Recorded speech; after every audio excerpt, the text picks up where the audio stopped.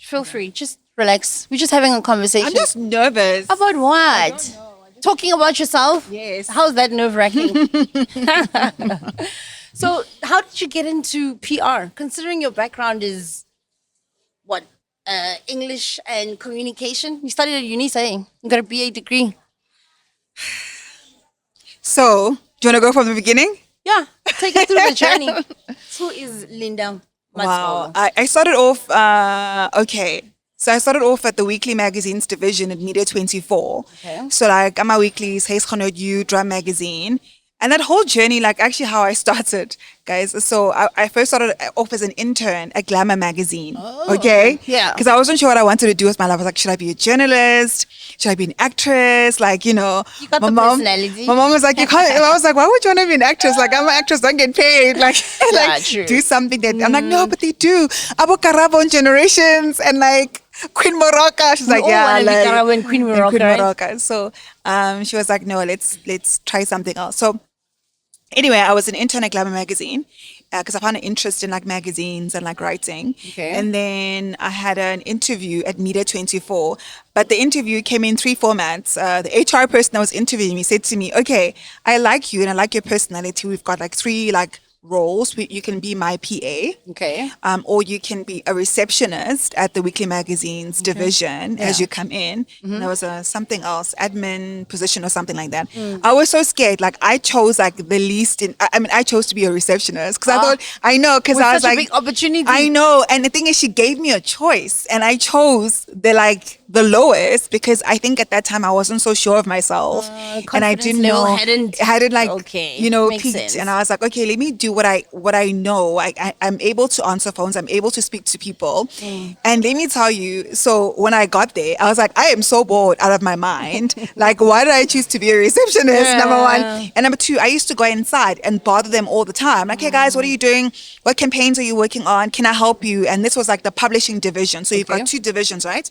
So you've got the division like the writers and like the journalists, and then you have the publishing division where we publish the magazines. Yeah. So I was in publishing and not necessarily the editorial, but then like from the editorial I knew people, so I knew like the editors and I knew the journalist.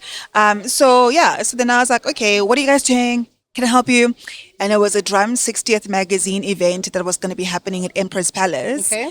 That year. I think it was like 2011. Okay. And I was like, can I help you? And they're like, okay, sure, you can help us. And then I helped them. And then I was able to travel to Johannesburg to be at Empress Palace because it's like, Drum Magazine is a black magazine. I'm a black woman. Where were you? What do you mean travel to Johannesburg? I'm from Cape Town. Oh, okay. I'm from Cape Town. Okay. Cape Townian, born and bred, not from Joburg. Oh, welcome. Okay, makes sense. So then we did that event, and then we came back to Cape Town. Okay. And then everybody was like, okay, we're really impressed. So you're not going to be a receptionist anymore. Yeah. We're taking you out from that position, and you're going to come inside and help us as like a project coordinator. And that's basically how it started. Okay. But it started like with me not being sure of myself. But then when I was in it, I was like, nah, this is not going to work for me. Yeah. And then I went from that, and then I went into PR because it was just like, I'm already in publishing. I already know the editors of magazines, so I can do like traditional PR press releases. I know who to contact. I know who to speak to. So it was a seamless transition going from like working in publishing into PR. And a friend of mine, when I was pregnant, at the time I'd resigned from Media 24. So I was at Media 24 like 2.5 years. Okay. I resigned, I was pregnant, and I was like, oh my gosh, and a friend of mine was like, at the time, she's like, hey, I've got a client, it's Ackermans, and we are in Joburg, but you're in Cape Town. We just need someone to be our eyes and ears in Cape Town and to manage Ackermans as a client. Okay. Are you available? What are you doing right now? I'm like, no, I just gave birth, but I'm more than willing to work, but I need to work from home because my child is still like a newborn. Yeah. And they gave me that like, we'll give you a laptop, we'll give you internet, you can work from home, take care of your baby, just go to status meetings. And I prayed about that because I said, God, when I get pregnant, I really want to have like some time with my child. And God gave me that. And that's PR. Yeah. I guess you're very good at networking. I mean, even as a receptionist, you were able to network your way into getting a promotion. And I suppose I just think I'm a people's person. I just think that like the most important thing is to be somebody that is of service to people, and then you'll never go wrong because people will always remember you. Yeah. And sometimes it's like not like what you can gain through people, but it's like, okay, what can I contribute? And like also like my goal has always been like, okay, cool, how can I be of service? Like, what can I do? Like, also thinking like, what is my purpose? What am I here to do in the world? So, yeah. So you then started your own PR agency? So then I had a 2017. Oh, before 2000, I started off at Ogilvy PR. Okay. 2016, we were working with clients such as Milo, LG Mobile, Darling Hair. And I was like, okay, cool. And I had to move from Cape Town to Johannesburg to start that transition. So, and when I first got here, ooh, wait, you get coffee, Yeah. I get like a cocktail. Well, I'm sick, so I've got a reason. Guys, can I get some sugar, please? Like a canderel. Oh, thank you. Thank you so much. I'm sick, so I definitely need something warm. Had an early morning, so yeah, this is gonna work. Who knows? Maybe I'll jump onto that after this. Shit today in the stomach. Okay, yes. So and then yeah, you so got I was into at Ogilvy. Yeah. I came to Johannesburg for the first time to live here. But I've always known that I was going to come to Johannesburg anyway. I remember telling my mom when I was still in Cape Town, I was like, okay, cool, I'm going to go to Joburg in February. This was a year before I went to Joburg. She's like, didn't know oh, you were gonna no, go. I didn't know I was going to go to Joburg. But I just had a feeling and I had a dream and I was like speaking it into existence. And then I bought a suitcase, a green suitcase, because green is like my favorite color, as you can see. Yeah. And my mom was like, oh, when are you in the green suitcase? Okay, so tell us, get Joburg. When are you leaving? I'm like, soon. And at the time, And then it it's like a happened. joke, eh? It was a joke at the time, but because I was manifesting something, like, let me just see if I can actually manifest something, if it will, come true. I've done like PR for Ackermans, and I think that I'm ready to go to Joburg and like work for other brands and bigger, just to learn about this PR thing. And then I got a job. I flew to Johannesburg. And I remember when I came to Joburg, I was living with somebody I knew from high school that was younger than me in the younger grade because I didn't have a place to stay. And I remember coming into Joburg with a duvet. Okay. And I had Come on no a bus. bed. I flew. Okay. Oh, at least. I flew, but I had no bed. I was sleeping on the floor for a month. Wow. Like on the floor. While you're working at Ogilvy. Ogilvy. And on the floor, and nobody knew, and the girl lived in Bryanston, and she lived about like 10-20 minutes from work, so like I walked to work, so I didn't have to spend money like on transport, which is like the thing. That's why I was like, hey, anybody, you know what I mean, but I'll save up for a bed or whatever. And then I told my director, my PR director, and she's like, oh my god, let me get you like a sponge. And I was like, okay, cool. So I had like a pump sponge. So that was like my first month in Johannesburg, 2016, no bed, sleeping on the floor for a month. And then I saved up and then I got a bed the second month. And then I left Johannesburg in 2016. It wasn't working out for me. I just didn't feel like, at that time, I didn't feel like I was in the right space. And I'd left my daughter at home with my mother. I was just going through a lot of emotions. And when I left my daughter, she was about 13 months. Okay. So I felt like, it's like I left my child. I'm not okay in this space. I don't really know anyone here. And I feel like I just, this is not for me. Okay. I left, came back to Cape Town. Okay. Then once I was in Cape Town, then I was like, okay, cool, let me see what I can do on my own. And then I got an opportunity to work with Jos Dirk. Jos Dirk is like the founder of Girls in Football South Africa. Okay. I met her through a friend of mine. And she was like, hey, I've got a book that I'm trying to promote. It's called Tackled. It's about women in football in Africa, particularly South Africa. Okay. And you do PR. So like, let's see like what we can do together. So then we had like a launch, the South African launch, and then there was a Dubai launch. Okay. So I was like, oh, I really can do this. But I just like, I think feel sometimes we doubt ourselves. True. And then from there, then I got into film. My cousin got commissioned for a television show called Nkululeko. Okay. She's like, what are you doing? I'm like, oh, I'm just working on my own stuff. I'm working on my own things. I'm also doing like promotion work. She's like, no. I know you're doing your own thing, but just come and learn something new. And I was like, well, what am I going to be? He's like, no, you'll be a PA. You still have to go through the interview process, but you got the job. Just come. And I was like, okay. And I got the job and I was working for 3 months on Nkululeko. I did everything from like trying to find the actors' accommodation that were coming from Joburg to to Cape Town. Like I was learning a lot. And then the Bomb Shelter Film Company, who was supervising the project, said, okay, cool. After this, what are you doing? And I was like, I don't know. It said, no, come with us to Joburg. We've got East Tembi, so season 2 coming up. Oh, nice. And we need like a production coordinator. And I was like, wait, I'm going back to Joburg. Like I left Joburg 2016. Now I'm going back to Joburg 2018. What is happening? But clearly God was not done and wanted me to be in the city. And I just didn't know why at the time. And so I'm like, now I'm in Joburg, 2018. I'm working on a television show. I'm a production coordinator. I'm learning. But at the same time, I'm like, I need to make money, you know. They're not paying us like a lot. I've got to send money back home, like, you know, so many things that I need to do. And I was like, no, but I know the CEO of Godrej, and I was doing PR for Darling Hair at Ogilvy. Yeah. I've got a proposal. We've got some young stars on East Tembi, so that actually could like, there's the brand. Here's these young stars. They're not like affiliated with any hair like brands. Like there's synergy. Something we can do something here. So I sent a proposal to say, okay, cool. I've got some actors in the film industry. I'd like to reward them. They're women, and your brand is why I know your brand better than anybody. I'm a black woman. I have black hair. I do braids. I've been doing braids since I was like 4. So I would love to have like a synergy. So I sent this email to the CEO of the company of Godrej, and Godrej at the time, like it had like Darling Hair, it had Inecto, it had Freaka, and like other brands. And then the CEO comes back to me like 2 days later and he responds back to my email and says, hi, Linda, thank you so much for your email. I've CC'd the marketing team. Hi, guys, please have a look at Linda's proposal and see what we can do here. The marketing team comes back to Aaron and says, hey, Aaron, we actually know Linda from Ogilvy. She managed our brand. So I went like from up so they could filter. It's easier when it filters down than like trying to get it up. So I was like, oh, okay, cool. That was a great. I can't even say it was a strategy. It was just like me being like, you know what? There's nothing to lose. Let me just email the CEO. If it's a no, if it's no, if he replies, that's great. If he doesn't reply, okay. Yeah. And that was that. And then I did the Darling Exceptional Woman Awards.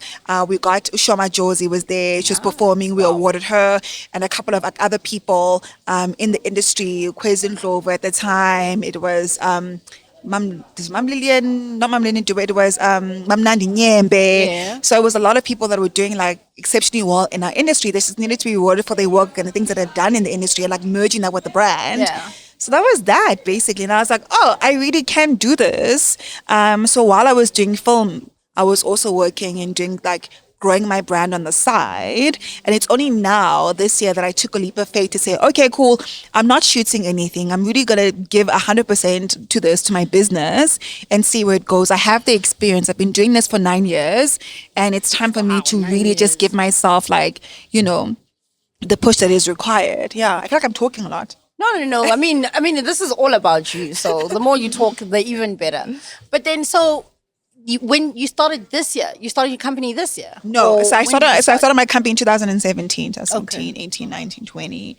1, 2, 3. And what are some of the challenges you experienced in the beginning? In the beginning, it's like having people believe in you. You need to believe in yourself, I think, and that you need that confidence. You need to be like, okay, cool, this is my dream and this is my passion. This is like what God has instilled in me. And there's this thing like people are like, oh, like you need to actually work for it. You need to action things. Like you can dream as much as you want. Say, okay, cool, this is my dream. This is what I want to do. True. Everybody has a dream, ma'am, sir. What are you going to do about it? Like, what's the action plan? How am I going to do this? What, you know? So that's where I think people don't understand. You need to action your dreams.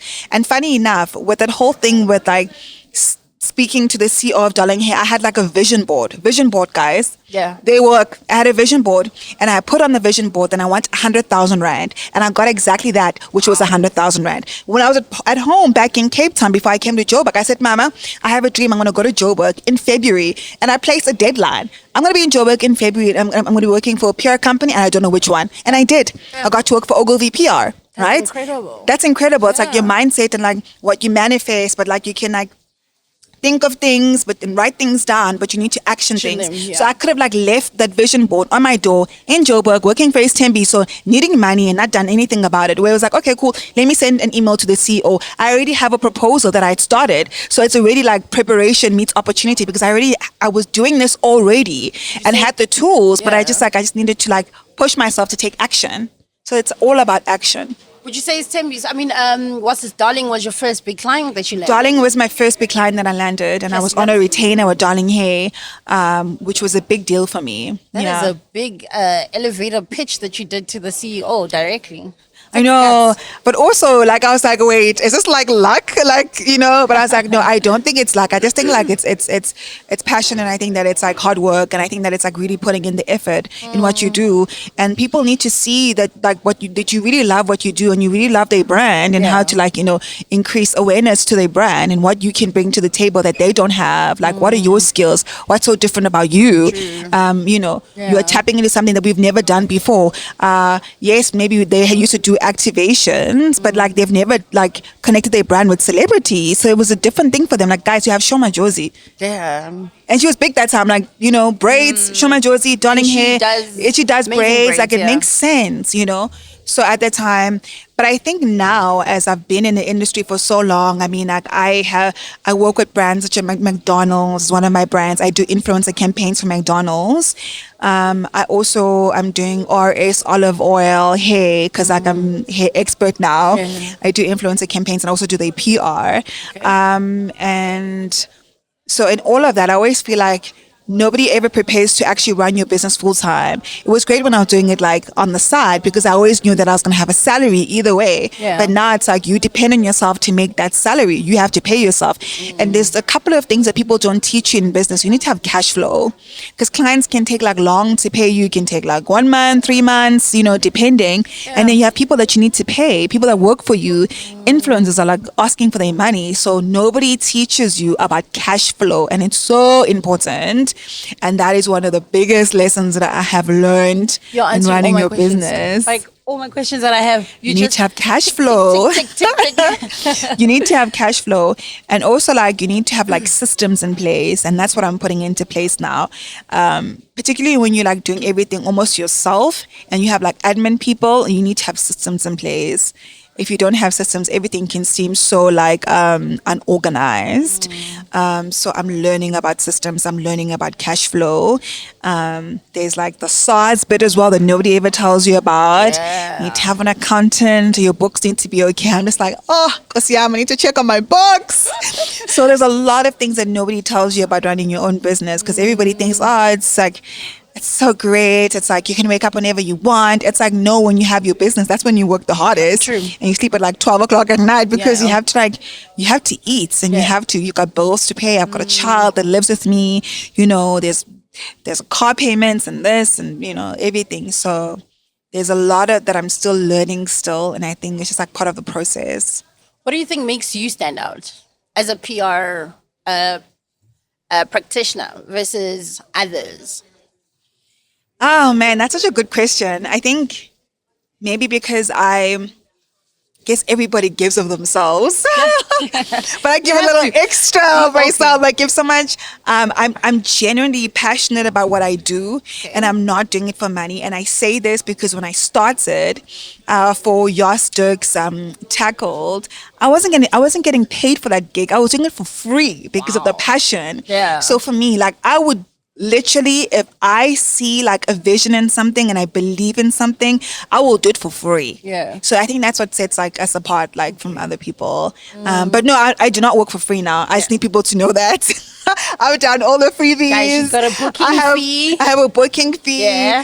We can work on a retainer service, but I don't do things for free now anymore. And I think people can see sometimes people take advantage.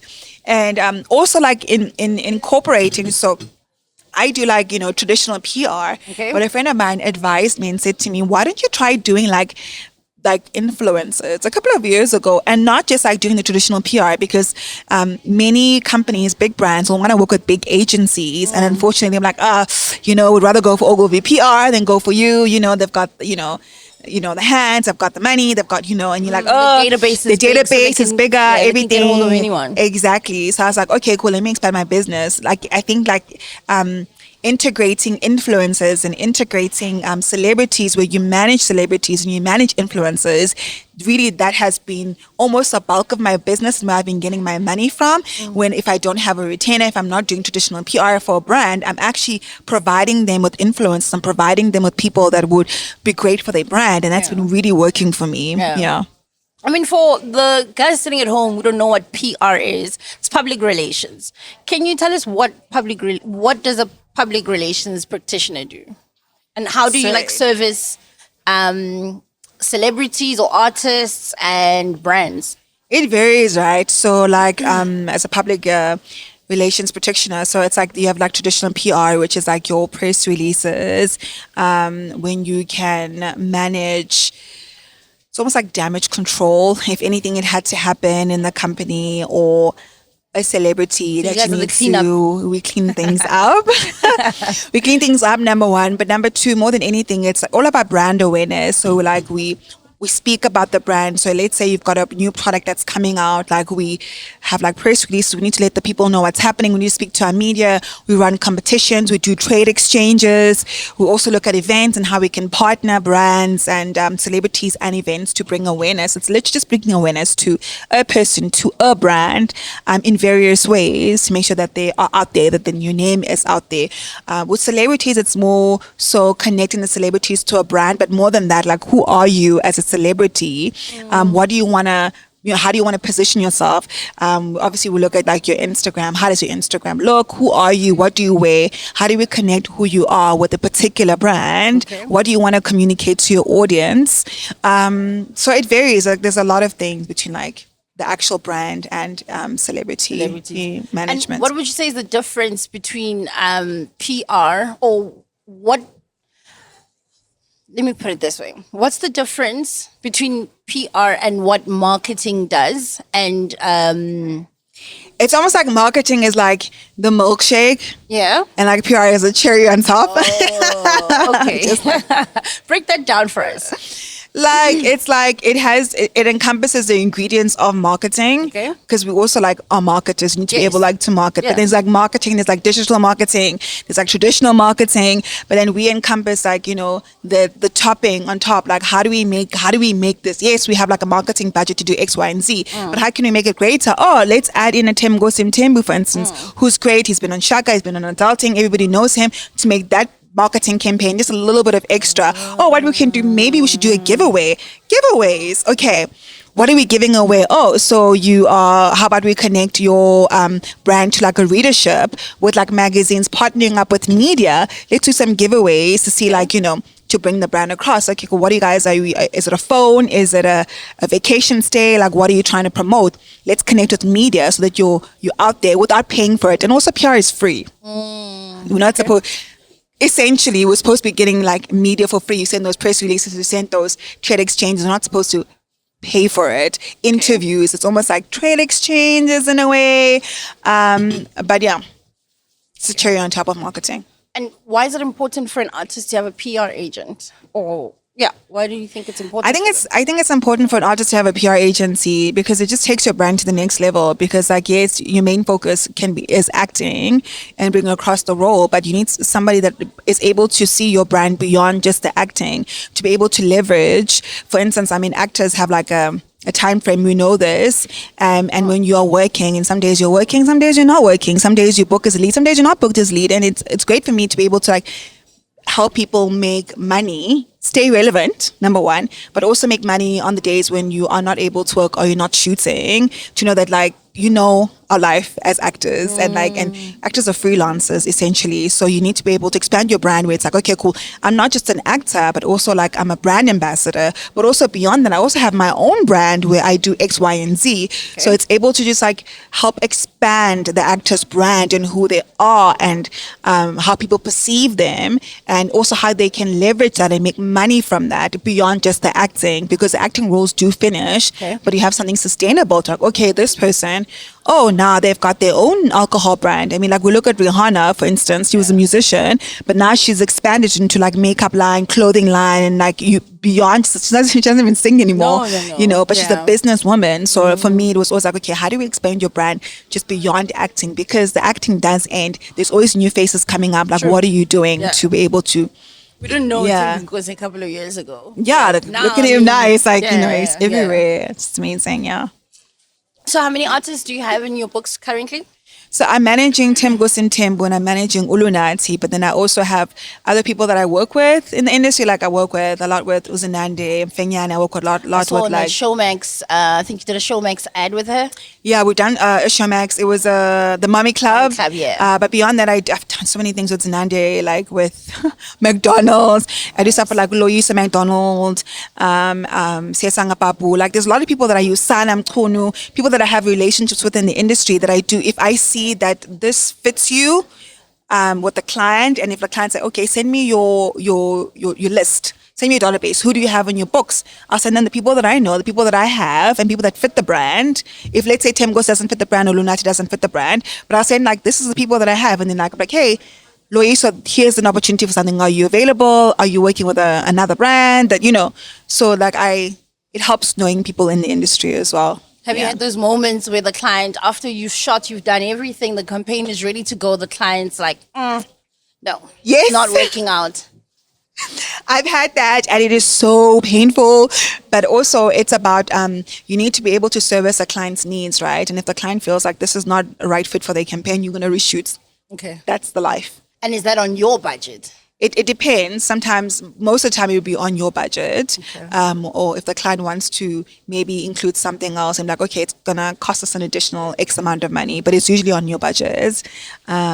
Wow. Trust me, I've heard those. But then it only makes the second reel or the second thing even better. Yeah. You can. And then you think to yourself, oh, this makes sense why they said we needed to Now you can reshoot. see it in the client's You can see it eyes. and then you're like, I understand it now. But before I didn't, I was like, this is amazing. What are you talking about? Yeah. And it's like one of those things, there's many rejections that you'll get. Many no's, many no's. But then only that one yes. Yeah. And I learned something. I used to work at a call center agent, and I say it's a call center agent because actually it was, but it was it was a call center. It was like us selling magazine. I was magazine spaces. Okay. Like I'm a ad placements. Yes. It was a magazine called Public Sector Magazine. It was a government magazine. That doesn't sound I exciting. know, and it's That not is even so me. boring. It was so boring. I was like, how am I going to sell this? And also, like, I needed money at the time, and I had no job, and I was working for 3 months. Wow. Literally, I worked for 3 months. I was like, I'm gone. Ogilvy's calling. Gotta go. Wow. So I worked at this place, and let me tell you something. It taught me so much which has helped me with my business, about business development, right? Because we had a quota, you had to call X amount of people a day. You had to send X amount of emails. So if you send 10 emails a day, that's 50 emails like a week. That's like 200 emails a month. Somebody will come back to you, and then you follow up, and then it teaches you about like breaking the gatekeepers, which is the receptionists. How do I break through the gatekeepers? So now if I could get anybody on the phone that I want, like because I've learned that skills, how to go through the gatekeepers to get to the right person's email address. And that's part of like it. It's like you have to do business. You have to eat. You have to phone people. You have to phone brands. You have to phone companies. You have to work with agencies. And like, hey, you're an agency. I'm also a smaller agency. How can I be of service to you guys? Maybe I can provide you guys with influencers. But that's really about the grinding and the work that nobody likes to do. And that's what you need to do for you, because business is just not gonna come to you. Lap, But then there comes a point where it's almost like taking orders. Now it's like people call you for stuff. Like, oh, okay. You know. So it's nice that you actually eventually get to that place where now people are looking for you, not Yes, vice versa. that's right. But it's amazing. But you have It's to start like somewhere. you have to start somewhere. It's great. It's like, oh, hi, Linda. I'm just looking for like, I'm like, I got you. But you still need. It doesn't stop from there. You still need to make money. You still need to like get other clients and new clients. So yeah. How do you think PR has changed now that there's social media in the mix versus traditional PR? That's when the influencers come in, because it goes beyond just having an article in a newspaper. It's a great. And but when you have, it's expanded in a way where we have influencers and we have social media, because you're able to connect directly to your market, and you're able to use influencers to connect to the people that you're trying to get to. And it's almost like more personal, or people like it's more believable than me seeing an article. I'm like, okay, that's great. Oh, you have a competition? Great. But now I have this person who I admire talking to me about it. Oh, I see that you've relaxed your hair. Oh, I'm also a relaxer girl. Oh, I've seen how your hair's grown and has the benefits. So it's more like of a personal like interaction with your consumer. So for me, that's how I've seen it change. And there's AI now as well. So it's Yeah. How's that changed? Let's in your not get space? into like. Has it into changed it AI. at all? It has. I'm sure It has. I mean, AI has changed in various aspects of our lives, and some has made it much easier. True. Particularly for the press releases. You just make Have a press release. yeah. Point form Point and then form, you like do the I'm rest. done. What? The press release could take me 2 hours, and it takes me like 15 minutes, 20 minutes. But yeah. Like, I used to do What this. about managing what's this? Artists, musical artists. Have you ever thought of doing that? Getting I have- into that space? I haven't. And here's the thing: somebody approached me for that. I was like, how do I even start? Like, how do I even? Is there a difference between managing an actor It's versus music. managing? I'm not like familiar with the music space, so I wouldn't even know what to do. I think maybe I'm putting myself down because I have not tried it. I had a big artist send me a DM to say, hi, let's speak. I've got a tour coming up. I'd like your PR services. I was like, I still have not answered that DM. I'm telling you now. It's been like 2 months. Ha! But that opportunity might have. It might have. Way. I know. Now I'm just like also like as a person that's been in it, sometimes you're afraid of things. Like music terrifies me because it's a space that I'm not familiar with. Okay, but you've done a book. I know, but a book is different. But so is music. And it's all art. I thought in my mind it makes sense because I'm like, okay, PR, you don't specify what kind of practitioner you are. So Sure. in my mind, it's like, okay, you do your whole round, you can do An all-rounder. Yeah. Maybe I will give Maybe you the can. musician a call to be like, hey, have you so. got somebody to do your PR? And it's a big musician. You don't I wanna can't drop even, names. I can't drop names because I can't drop names. He sent me a DM in my company profile. I was like, okay, cool, I'll let you know, I'll reply. I was like, oh, this is my email, but I never really followed up or Yeah. got back to her. You're But actually one of the few people who respond to DMs, take phone calls. What do you think the rest of the industry are just not prone to do stuff like that? I don't know. People I think like their privacy, but it's like how you're supposed to. It's in Langoma. Like how you're supposed to when you're just sitting and doing nothing. I believe in like interacting because you don't know what you might gain. Not gain, but necessarily how you can collaborate with another person, and also like. Life is like this. 1 minute you're up, 1 minute you're down. So I'm always like, how can I be of assistance? One day you may help me with something. And I think that's very important. It's like a collaboration where we're collaborating up with people and you see people's careers blossom. Like, oh, I see. But this podcast is on YouTube. Now she's got sponsors. She's got big sponsors. Yay. So true. and also it's like beyond that, as I say to you, you need to be of service to people. It's like when you look at yourself, when you create a vision for your life, like, why am I here? So my vision's like, okay, God, I'm here to be of service. How can I be of service to people? Okay, sometimes it's going to take answering those calls that you don't want to answer. Yeah. But just answer and just see what it's what's on the other about. side of the line. Yeah, if you're able to help the person, great. If you can't help the person, then maybe refer the person to somebody else. So I don't gatekeep at most times. Did you guys hear that? I do not does not gatekeep gatekeep. at all. But I will remind ask you. people. I will ask people for their numbers. So I'm like, hey, I'm going to give your number to somebody else. Are you okay with that? Yeah. But I don't the right believe in thing to do. gatekeeping. It's Yeah. like, why? And it's so prevalent in South Africa. Everyone is always gatekeeping. You will never know. Oh, who's an agency that does Fenty Beauty? No, I can't tell you why. Is it very big in your industry? It's huge in our industry and it's a thing. And I'm just like, why are we gatekeeping? If something is meant for you, it is truly for you and nobody can take it away from you. Why was a gatekeeper? But do you not think that maybe if the brand gets to meet you, you might just steal the brand from the other agent? Trust me, if you steal someone's something or anything, it may last for that period, Yeah. but it will also I believe in karma and what you do to other people. It always comes back to you. So for me, is that anything that is meant for me, nobody can take away from me. So that's why I have the spirit of like, oh, let's give. How can I help you? What do you need? And if it's for you, it's for you. If it's not, it's okay. I don't know. I just don't have that thing. And now you guys in, it's like, oh gosh, like, okay, like we here again. And trust me, I've had those moments. I'm like, can I have this person's number? And they're like, oh no, I don't think, no, And I was like, okay, cool, fine. And then I end up getting the person's number, yeah. and then I end up seeing the person like I'm working with this person, and then they're like, Like, ooh. oh, and I'm like, Yeah. It could have been you though, also, Yeah. but you're a gatekeeper. I see how you are. I don't want to work with you anyway. So you guys deal with a lot of crisis management. Yeah. Give us like an experience that you've had handling a crisis. Because PR is very big in crisis management. That's not the main thing, but it's one of the big structures of PR. It is. It just depends. Sometimes we have like, where the product is not working as it should.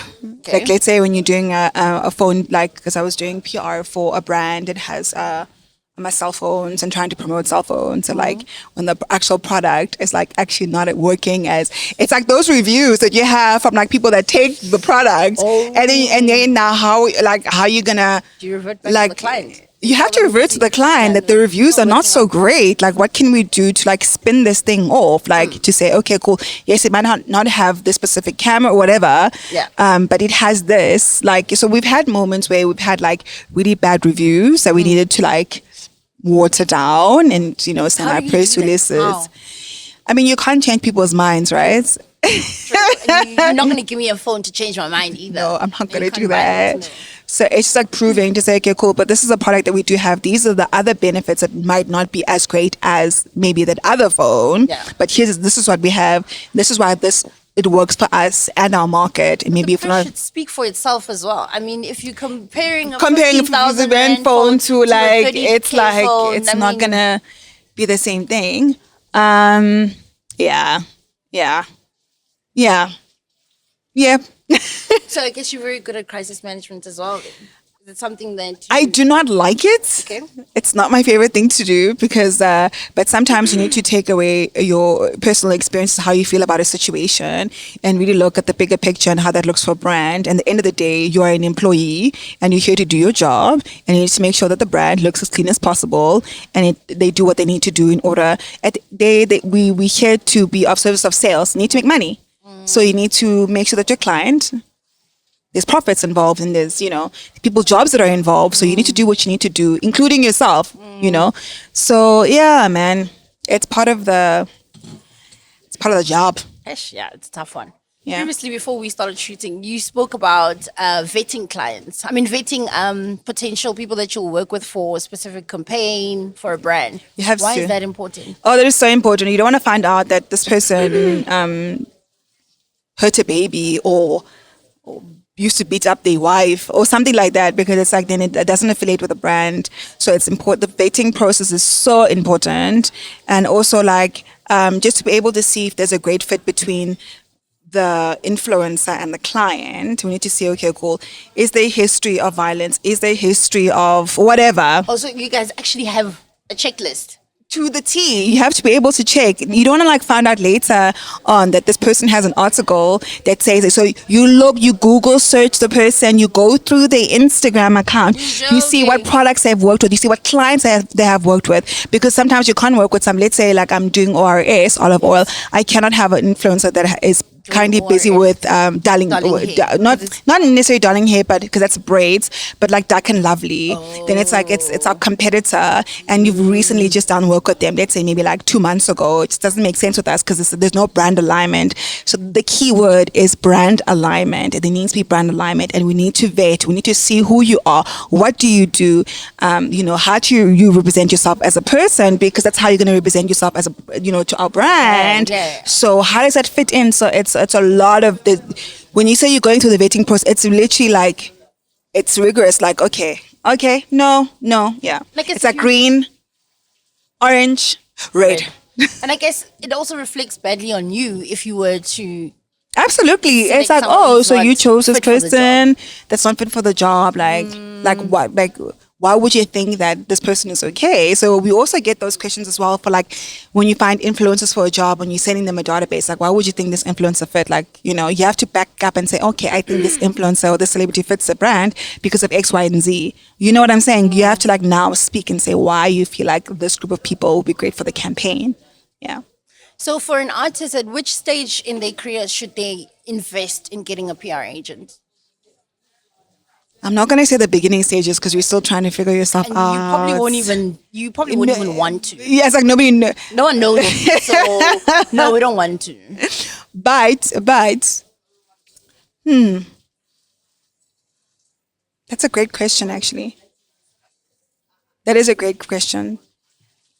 But sometimes brands like to work with people, not unknown, but people that are still coming up. Okay. Because then you're growing with the brand. What happens is that your audience picks up, the brand is picking up, and then there's like a relationship. So you do have those situations. But I would say as an artist and trying to get, it depends. I mean, for instance, it depends for music. Even though I'm not in the music space, Yeah. you would need Thank you one. for making a music example. You would need getting somewhere. you would need one because you're starting off, right. Your music video needs to be on Channel O. It needs to be on, Trace Urban and all these like other. It needs to go on radio. It needs to go on YFM, Metro FM. You need a manager to be able to help you with those things, or PR specialist per se, because you need to push it. And we all know, like radio, sometimes there's payolas, even though people will not say in the industry, but it's true. There's payolas, something that we don't talk about, So that's the thing. You need someone that's going to be able to, because when you're a musician, all you want to do is focus on your craft, which is singing. True. Then you need someone that's going to be like, okay, this is where I see your brand. Let's shoot a music video. Let's get it out there. Whatever the various channels. Let's get you interviews. People need to know who you are. How is your Instagram looking? Why are you posting these things when we're trying to push the music video?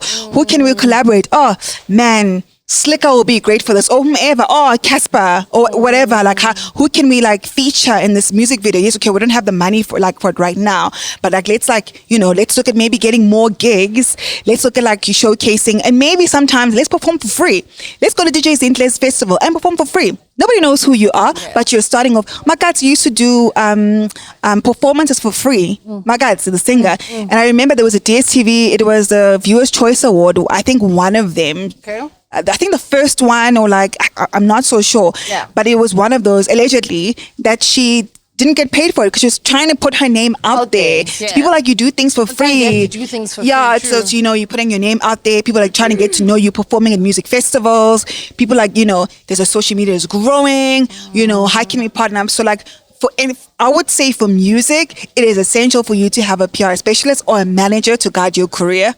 I'm saying this, I'm not even in the music industry. And maybe I should be in the music industry. Maybe that's You've got it. You know what I mean? You've got it. So I think that is important. As a musician, it's not even like... Would it differ then for, an actor? It's a little bit different as an actor. I think like, because you're still like... doing your craft, you're still like trying to figure yourself out, because with an actor it's different. It's like you need an agency, right? Okay. Number one. Nobody knows who you are. Yeah. You need an agency. Get the agency. You need to go to auditions. You go to auditions. Let's say you land a part. Great. It's not like a lead. Yeah. You're just starting off. Nobody knows who you are.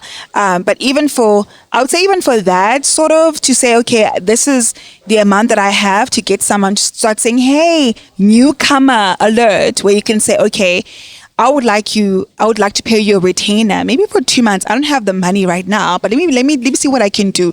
I'm a newcomer on East Tembiso. Nobody knows about me, but I'm on this big show. Ngicela articles. Then you saw the kancane and newcomer, Mandy, yes. Oh. Mandy's a newcomer. She's on East Tembiso, the television show. Let's try and get her on there. Whatever. Radio station interviews. Like, tell us, how does it feel to be on set? Like, as a newcomer, this is what I didn't know. I didn't know about percentages and agency work. I didn't know about like set life work and like the discipline you need to have on set. But now I'm on the show. Now you have these articles on your Instagram to say, when people Google you, they know who you are because you've got articles, but you started off as just a little actor. So even in those circumstances, like, try. And for people who can't afford a PR agent, what skills do you think they need in order for them to at least get noticed and be out there? You need to push yourself, hey? But in what way? Because I think the pool is so big in terms of, there's social media. There's social media, and we have, I think TikTok is really huge, and people, and Do not sleep on TikTok. There is trends. Our brands biggest actually go stars, and absolutely. pick people up There's brands from- that pick people up just from TikTok. TikTok has got higher engagement. It's because Instagram is more inspirational, whereas TikTok, that's like your audience. raw. It's like it's very raw. You can get people. There was a doctor. She said to me, Linda, I'd rather have influencers from TikTok than Instagram. I took in this TikToker and. We did a promotion for like come into like our office, come get your injections, come and said Also like the IV injection. IV injections.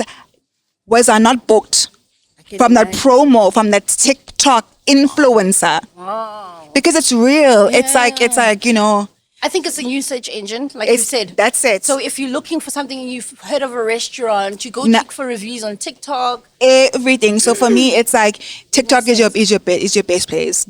Like you let's say you're an upcoming actor. I'm like, hey guys, I'm an upcoming actor, but this is like my journey. Like, go take us through your journey of what it like getting to work. What do you do on set? People want to know that stuff, and it's like. Like there's these TikTokers that like live in like Emma Squatter camps, and they're doing so well because it's like it's so real, it's so raw, and it's like then you have brands that want to collaborate with them because it's like, oh flip, this is who this person is. Guys, do not underestimate TikTok. I'm telling you, TikTok is It's true. I've actually seen one where the guy gets a furniture shop that Yes. like does his whole shack shack and up he's or got, like, whatever. the There's best furniture There's in this there. guy. He wasn't living in a shack. I think he was living a back room at home. That's how he started. But now when you look at like his transition from like 2 years ago, starting off living a back room, you go to work, blah blah. Now he has his own flat. Nice. I just saw on his Instagram he had a Moda as like they gave him a car. Wow. His place is fully furnished. So what I'm saying is like, guys, it's TikTok. Maybe I should just start doing my things on TikTok. Maybe I should start advertising myself on TikTok. Yeah, I mean, like, don't hi you- guys, let's talk about PR practitioners. Maybe I should do that. Maybe I should do like a YouTube chat, like and actually get into a specific. But I don't know. If I had Educate the time. people. I think also brands would like to. No, yeah. Yeah, definitely. Jeez, there's a lot that you guys do as PR agents, eh? But you also are In Bilendo. Really? Did you not wait too long to drink it? Maybe, but I leave a nothing. Okay. We can ask them to add something. No. Yeah. sure? I'm sure. Okay. Feel free. Oh no! I don't Even be that person. Even more Saeed. More heating. It's not hitting. No, even when I was hated it, I was like, they make it like this here? It's actually supposed to be I a know. lot of crushed Eyes. Because when I saw that, I Yeah. was like, what am I doing here? A man.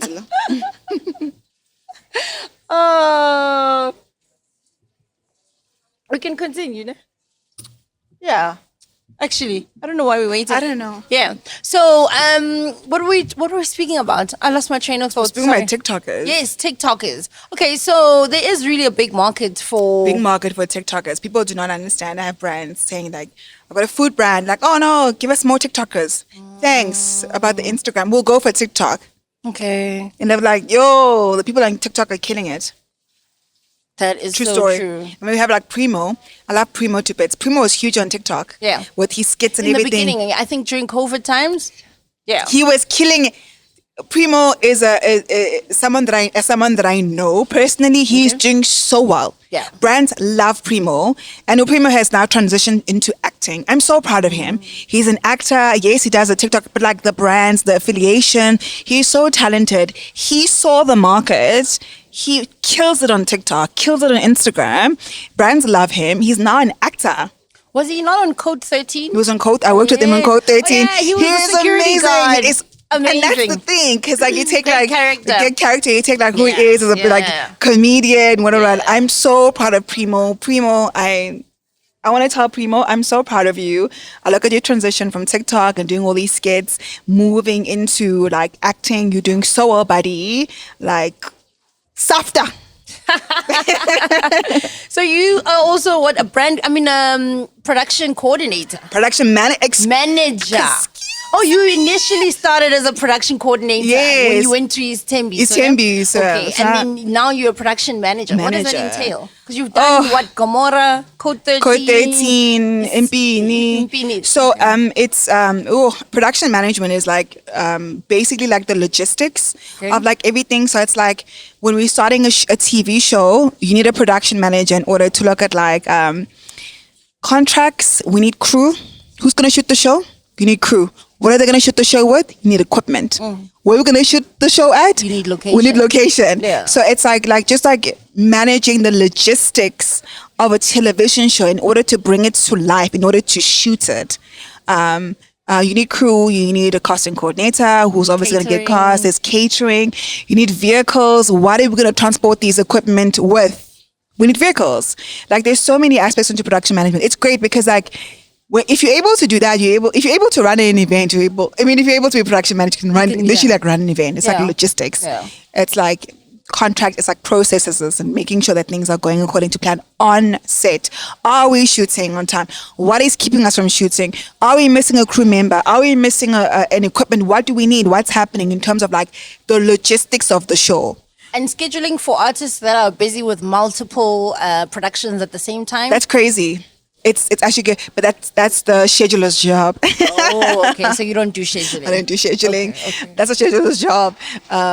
And they mainly work closely with the casting coordinators, obviously because they deal with cast, schedulers, also deal with like the schedule, the cast, to make sure that we have a schedule in order to shoot. Okay. Where are we shooting? Yeah. Does that require you to be on set every day? Every single day from 6 o'clock in the morning. Until the end. Until the end of the show when everybody else has left, you there. It's incredible. So how do you do that? Because I know Mpini just had season 2. I think season 2 is now out. Yeah. How do you juggle being a PR? It was crazy. That's the thing. I had to choose at the end of the day because being a PR manager takes so much of your time, guys. People do not understand that. Then you're a full-time mom as well. Like you're a single mom. Yeah. Then you try to run your own business. That's why this year I was friend. like, your friend. Sometimes your girlfriend. If you have a man. Yeah. But it's like it's a lot. And that's why I was like, let me just take this year to really just give my all to my company. Okay. And also it's unfair to other people when you're doing like multiple things because you feel like you're not giving of yourself 100% to a 100%. specific And it thing. shows, it really shows. So it's like let's see. But like I always go back to film. Okay. If like an opportunity arises, maybe not right now, but we'll see how things work out this year. But I love film. I think maybe if I have to go back to film, I want to do casting. Okay. I don't want to deal with crew. And why casting? Because I manage cast, Okay. I manage celebrities, I manage influencers. Yeah. So I feel like that's more aligned to what I'm doing anyway. It'll be much more easier for me. And I think that maybe that's the route that I should have taken. Okay. And not the production manager, but like casting director, casting coordinator, just being able to coordinate that. Okay. So I think if I do go back, I specifically want to work with cast. Okay. That sounds very interesting. Yeah. I think you'd pass everyone up. Because you got such a bubbly personality. People would come in, jump into your energy. You'd be like, yeah, you're going for the same role. Let's go. That's very interesting. So you wear many hats. How have you been able to navigate some of these spaces that are very male dominated? Because yeah, and set is a very male dominated, and it's quite scary sometimes. You work with people that are older than you. When I was starting off, people that want to listen to you because it's like, ugh, What do you know? what do you know? I've been doing this for years. Man, you care for me.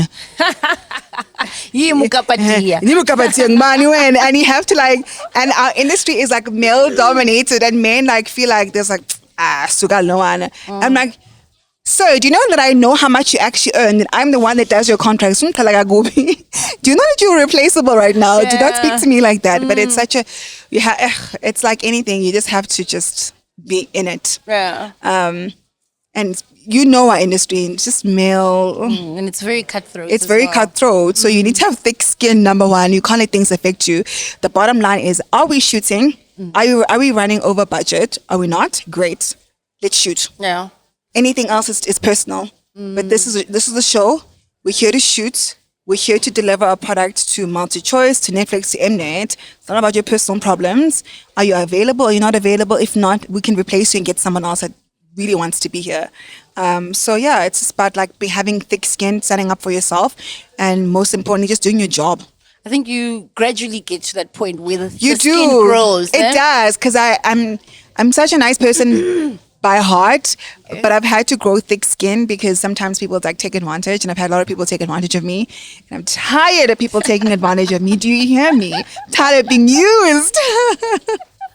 I see you. Wow. So what's in the future for you? What are you working on? You said you focusing on your business now. Focusing on my business. Yeah. What's in the future for me? I'm gonna get married to a really rich man. Nice. You Say know, goodbye. Yeah. hope to find him wherever he is. Yeah.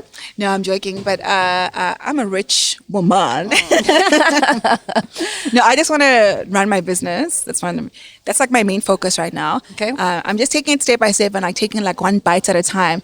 So I can't give you a 5-year plan right now. No, it's fine. But as of now, I'm just focusing on my business. But most importantly, I'm focusing on myself, and I'm focusing on things that feel good. I think we're taking a lot of things, and I'm very specific now. And I know like I'm in that stage where I'm still growing my business, and I shouldn't be picky, but I'm very picky. Like I will not do something that I do not feel like is aligned with me. I had to turn down a project now that I was like, is this aligned with who I am and where I'm going and how I feel about myself? No, it's not. Therefore, I'm not going to take it. It's going to pay me a lot of money. It is. But I'm going to be miserable. I'm crying every single day. And I'm not going to be okay. And I'm not going to be able to deliver what I know that I can fully deliver because it's not aligning. So I'm in a place where things need to align. Things need to be intentional. And I need to be okay with myself in that business. So I'm in a space where I'm not going to betray myself with anything. Nice. I'm not going to betray myself. So, yeah. And what's some of the toughest lessons you've learned over the years?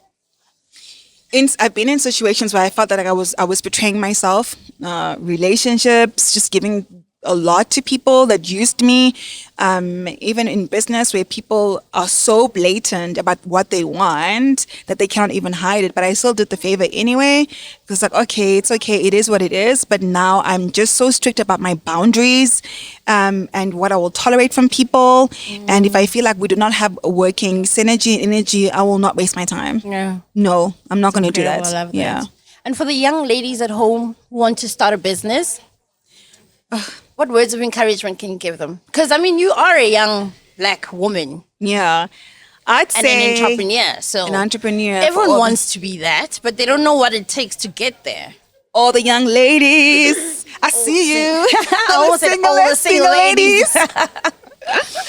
So all the young ladies that want to get into business, I think it's important. Like education is important. People that please finish your matric. Yeah. Please finish some whatever degree you can. You can get. It's very, very important.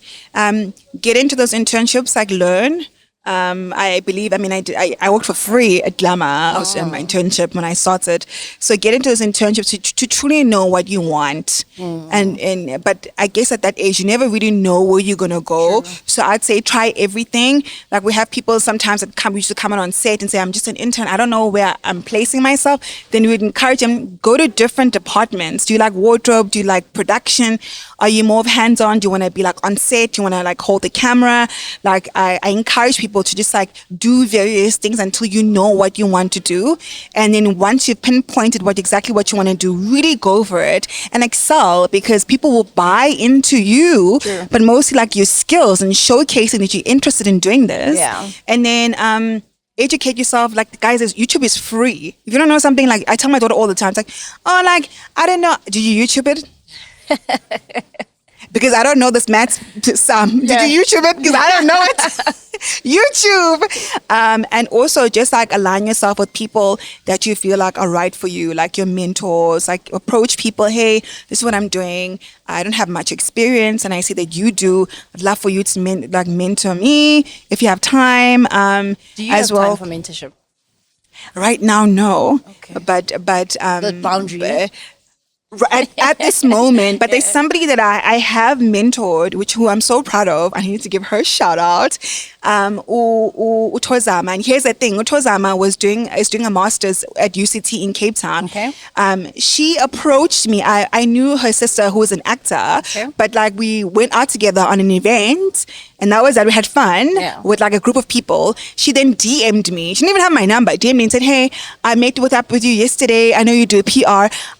This is my degree. This is what I'm doing. I'm at UCT Cape Town. I'd love to do work for you. I am willing to do it for free." Wow. I said to Tozama, "No, Tozama, you're not going to work for free. This is like what I have that I can pay you."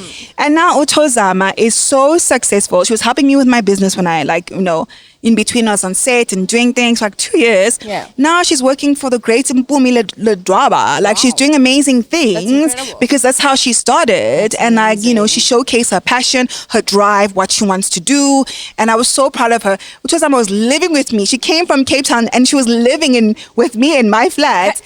Basically living your life, like how you started. Like how I started, but she wasn't sleeping on the floor. She wasn't sleeping on the floor. Yeah. And now Tozama is doing so well. Like I'm so proud of her. And that's the thing. You just need that opportunity for somebody that believes in you. And there'll be one person that believes in you. But most importantly, you need to believe in yourself, and action things. I'm not sure that things don't come easy. You're just not going to get something. You need to action everything. You know what I'm saying? So yeah.